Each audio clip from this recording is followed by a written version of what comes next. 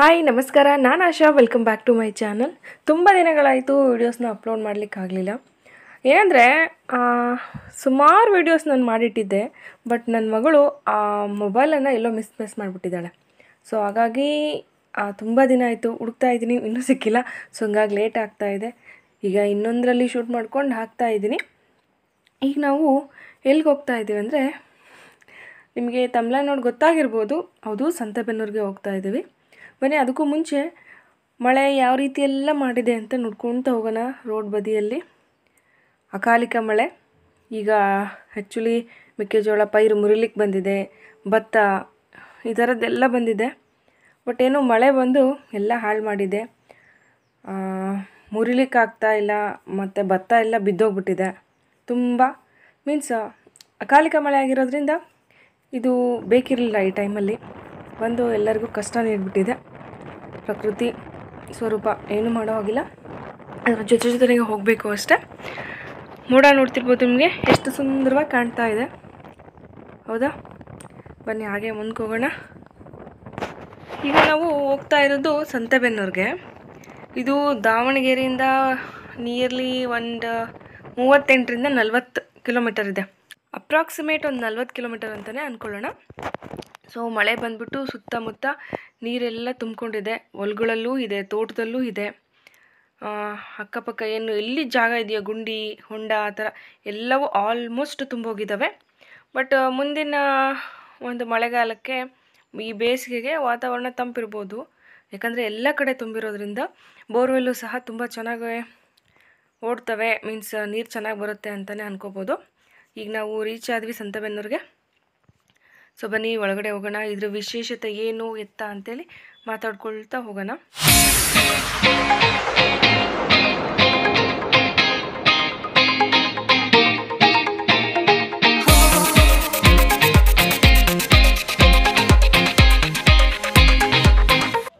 ಇದು ಬಂದು ನಮ್ಮ ದಾವಣಗೆರೆ ಡಿಸ್ಟಿಕ್ಕಲ್ಲೇ ಇರೋದು.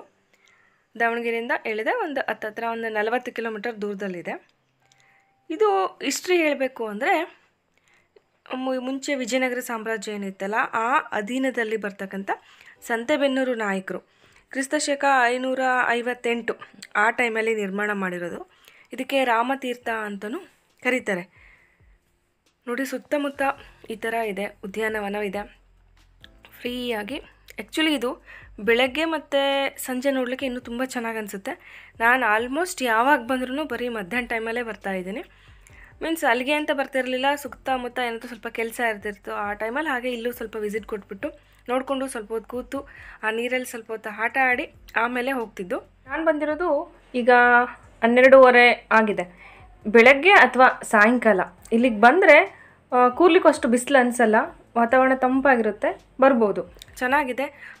ಸುತ್ತಮುತ್ತ ಹಸಿರಿದೆ, ನೋಡಲಿಕ್ಕೂ ಚೆಂದ ಅನಿಸುತ್ತೆ. ಸ್ವಲ್ಪ ಇದ್ರೂ ಆ ನೀರಲ್ಲೇನು ಮೀನುಗಳಿದೆ ತೋರಿಸ್ತೀನಿ ಮುಂದೆ. ಆ ಮೀನಿನ ಜೊತೆ ಆಟ ಆಡೋದೇ ಒಂದು ಚೆಂದ ಅನಿಸುತ್ತೆ. ನಿಮಗಿಲ್ಲಿ ಕಾಣ್ತಾ ಇರ್ಬೋದು, ನೀರಿನ ಮಧ್ಯದಲ್ಲಿ ಮಂಟಪ ಇದೆ, ಹೌದಾ? ಅದು ಈ ಒಂದು ಪುಷ್ಕರಣಿಗೆ, ಈ ಒಂದು ಸಂತೆಬೆನ್ನೂರು ಪುಷ್ಕರಣಿಗೆ ಅದೇ ಮೇನ್ ಹೈಲೈಟ್ ಅಂತಲೇ ಹೇಳ್ಬೋದು. ಆ ಕೊಳದ ಮಧ್ಯೆ ಇರೋ ಆ ಒಂದು ಪುಷ್ಕರಣಿ ಹಿಂದೂ ಮತ್ತು ಅರಬ್ ಶೈಲಿಯಲ್ಲಿದೆ. ಮಂಟಪ 5 ಅಂತಸ್ತಿನ ಮಂಟಪ, ಅದಕ್ಕೆ ವಸಂತ ಮಂಟಪ ಅಂತಲೇ ಕರೀತಾರೆ. ನೀವು ಇದನ್ನ ತುಂಬ ಸಿನಿಮಾಗಳಲ್ಲಿ ನೋಡಿರ್ಬೋದು. ಇದು ಹಿಂದೂ ಅರಬ್ ಶೈಲಿಯಲ್ಲಿರೋದ್ರಿಂದ ಇಲ್ಲಿ ಈ ಕನ್ನಡ ಮತ್ತು ತೆಲುಗು ಫಿಲ್ಮ್ ಶೂಟಿಂಗ್ ಸಹ ನಡೆದಿದೆ. ನೋಡ್ತಿರ್ಬೋದು ಮೀನುಗಳು ಯಾವ ರೀತಿಯಾಗಿ ಆಟ ಆಡ್ತಿದ್ದಾವೆ ಅಂತ. ಬಂದಿರೋ ಪ್ರವಾಸಿಗರು ಇಲ್ಲಿ ಮಂಡಕ್ಕಿ ಪುರಿಯನ್ನು ಕೊಡ್ತಾರೆ. ಸೊ ಅವನು ತಿನ್ನಲಿಕ್ಕೆ ಹಾಗೆ ಈ ಕಡೆ ಬರುತ್ತೆ. ಮತ್ತು ಸ್ವಲ್ಪ ಹೊತ್ತು ಕಮ್ಮಿ ಆದಮೇಲೆ ನೀರಿನ ಮಧ್ಯದಲ್ಲೇ ಹೋಗ್ತವೆ.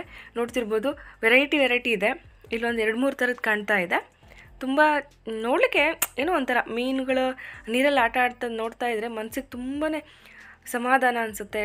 ಸ್ವಲ್ಪ ಹೊತ್ತು ಅಲ್ಲೇ ಕೂತ್ಕೋಬೇಕು. ಅಲ್ಲಿ ಹೋದ ತಕ್ಷಣ ಆಗ ಅನಿಸುತ್ತೆ, ನೀರು ಅಷ್ಟೇ ತಣ್ಣಗಿರುತ್ತಲ್ವ, ಸೊ ಬೇಗ ಹೋಗಬೇಕು ಅಂತ ಮನಸ್ಸಾಗಲ್ಲ ಆ ಮೀನುಗಳ ಆಟನ ನೋಡ್ತಾ ಇದ್ದರೆ. ಸೊ ನೀವು ನೋಡಿ ಎಂಜಾಯ್ ಮಾಡಿ ಅಂತ ಹೇಳ್ತೀನಿ. ಯಾರಿಗೆಲ್ಲ ಇನ್ನೂ ಬಂದಿಲ್ಲ, ಬಂದೋಗಿ ಒಂದ್ಸಲ, ಚೆನ್ನಾಗಿದೆ ಪ್ಲೇಸು. ಈ ನೀರನ್ನು ಮೀನ್ಸ್ ಈ ಒಂದು ಪುಷ್ಕರಣಿಯನ್ನು ಅಕ್ಷಯ ಪಾತ್ರೆ ಅಂತ ಹೇಳ್ಬಿಟ್ಟೆ ಕರೀತಾರೆ. ಯಾಕಂದರೆ ಸುಮಾರು ವರ್ಷಗಳ ಕೆಳಗಡೆ ಇಡೀ ಸಂತೆಬೆನ್ನೂರಿಗೆ ಬರಗಾಲ ಬಂದಿತ್ತು, ಎಲ್ಲೂ ನೀರಿರಲಿಲ್ಲಂತೆ. ಅಂಥ ಟೈಮಲ್ಲಿ ಈ ಪುಷ್ಕರಣಿಯಲ್ಲಿ ನೀರು ಬತ್ತಿರಲಿಲ್ವಂತೆ, ಹಾಗೆ ಇತ್ತು ಅಂತ ಹೇಳ್ತಾರೆ. ಸೊ ಆ ಒಂದು ಕಾರಣಕ್ಕೆ ಇದನ್ನು ಅಕ್ಷಯ ಪಾತ್ರೆ ಅಂತೇಳಿ ಕರೀತಾರೆ. ನಾವು ಲಾಸ್ಟ್ ಟೈಮ್ ಬಂದಾಗ ಇನ್ನೂ ಒಂದು 7ರಿಂದ 8 ಲಾಸ್ಟ್ ಈ ಕಡೆ ರೈಟ್ ಸೈಡಲ್ಲಿ ಮೆಟ್ಲಿದೆಲ್ಲ ಅಲ್ಲಿ ತನಕನೂ ಪ್ಲೇಸ್ ಇತ್ತು. ಒಂದು 7ರಿಂದ 8 ಮೆಟ್ಲುಗಳು ನೀರು ಇರಲಿಲ್ಲ. ಈಗ ಜಾಸ್ತಿ ನೀರು ಬಂದಿದೆ.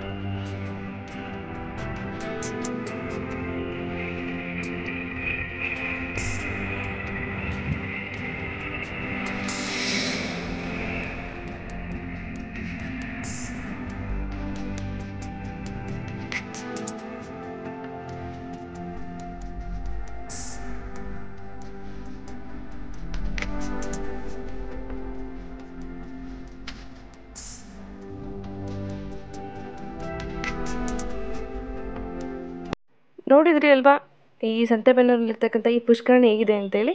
ಯಾರೆಲ್ಲ ನೋಡಿಲ್ಲೋ ಬಂದು ನೋಡಿ, ಚೆನ್ನಾಗಿದೆ ಅಂತ ಹೇಳ್ತೀನಿ. ಮತ್ತು ಈ ವಿಡಿಯೋ ನಿಮಗೆ ಇಷ್ಟ ಆದರೆ, ನನ್ನ ಚಾನಲ್ ನಿಮಗೆ ಇಷ್ಟ ಆಗ್ತಾ ಇದ್ದರೆ ಲೈಕ್ ಮಾಡಿ, ಹೊಸ್ದಾಗಿ ನೋಡ್ತಾ ಇರೋರು ಸಬ್ಸ್ಕ್ರೈಬ್ ಮಾಡ್ಕೊಳ್ಳಿ, ಪಕ್ಕದಲ್ಲಿ ಕಾಣ್ತಿರೋ ಬೆಲ್ ಐಕನ್ನ ಪ್ರೆಸ್ ಮಾಡಿ ಆಲ್ ಅಂತೇಳಿ ಓಕೆ ಕೊಡಿ. ಮತ್ತೆ ಸಿಗ್ತೀನಿ ಮತ್ತೊಂದು ಹೊಸ ಕಂಟೆಂಟ್ ಜೊತೆ. ಅಲ್ಲಿವರೆಗೂ ನಮಸ್ಕಾರ. Keep watching my channel. Bye.